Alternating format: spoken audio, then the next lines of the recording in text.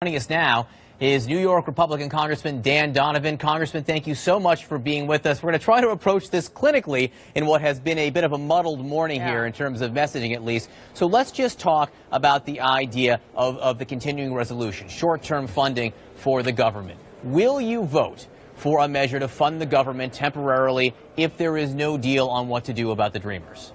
Yes, absolutely, John. I think that we don't have a deadline yet for DACA. We have to fix DACA, but it doesn't have to be fixed by tomorrow. What we should do is pass the short-term funding bill so the government remains open. No one, John, throughout this country sent their representative to the House of Representatives to shut down their government. They sent us down here to make it work better for them.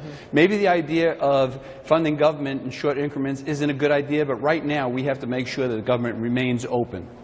All right, let me ask you about what sort of partner you think, as a Republican in Congress, you have in the White House right now. And I ask because Ed O'Keefe of the Washington Post just tweeted that Republican Senator Lindsey Graham said this to him this morning, quote, "We don't have a reliable partner at the White House to negotiate with." Now, as you know, Lindsey Graham won't vote for a continuing resolution without DACA included. But despite that difference that you two have in ideology here, he says there's not a reliable partner for Republicans in the White House to negotiate with.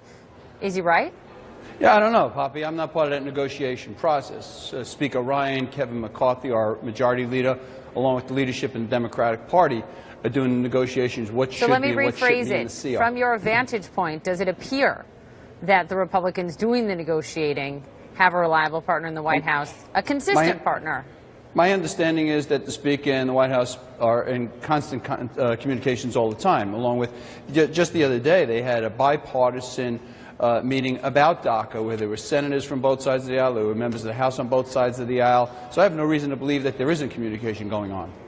So here's the thing, though, right? The Speaker supports this plan being put forward for the temporary funding, the continuing resolution, that does involve a 6-year extension of the Children's Health Insurance Program, correct? Which is something that some Democrats might actually be inclined to vote yes, just to get that extension. I'm sure you support the extension as well. Yes, sir. Well, moments ago, the president says no, he doesn't want this. We think, that's what he's saying, to be part of the deal.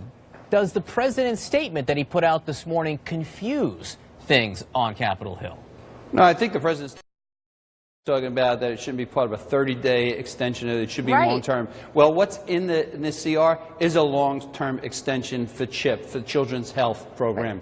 It's there for 6 years. So if we get this passed today and the Senate passes it tomorrow, CHIP is funded for the next 6 years. We won't have to deal with it when we deal with the other issues that are in the budget that are more controversial.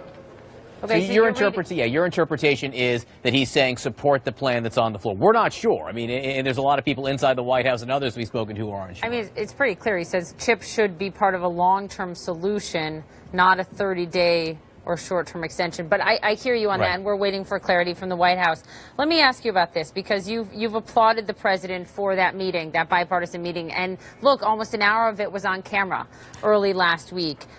Let's play what the president said there about what he will and won't sign. When this group comes back, hopefully with an agreement, this group and others from the Senate, from the House, comes back with an agreement, I'm signing it. I mean, I will be signing it.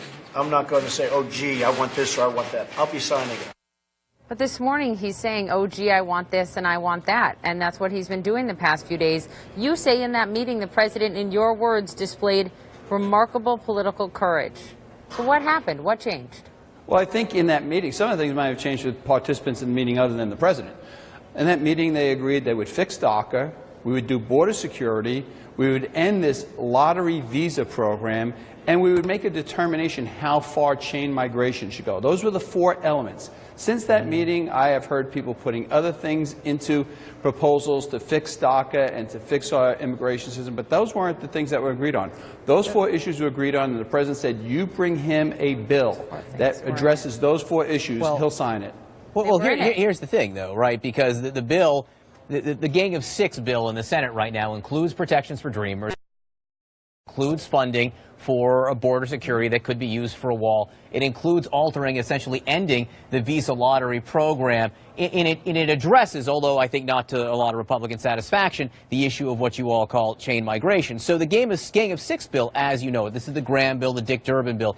If that were to come to the House floor as is, could you support that?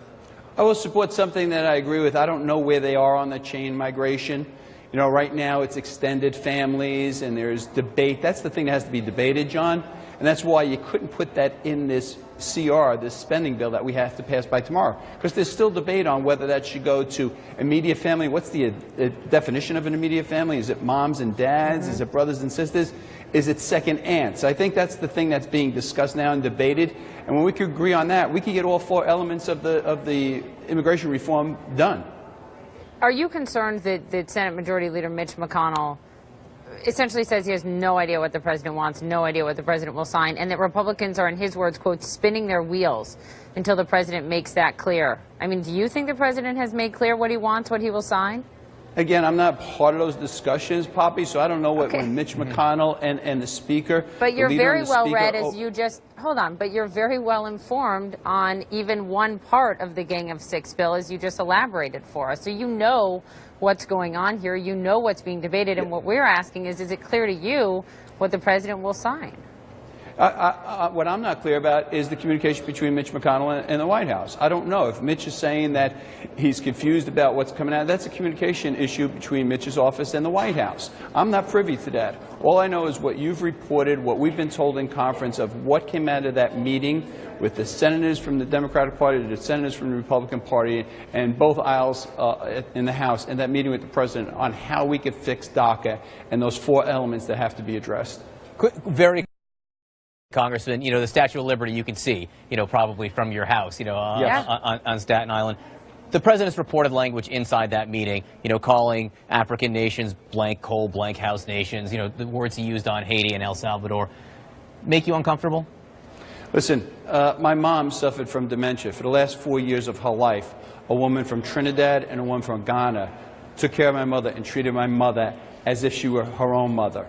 I believe that everybody from all nations contribute to the fabric of this nation. We just got to figure out how do we repair a broken immigration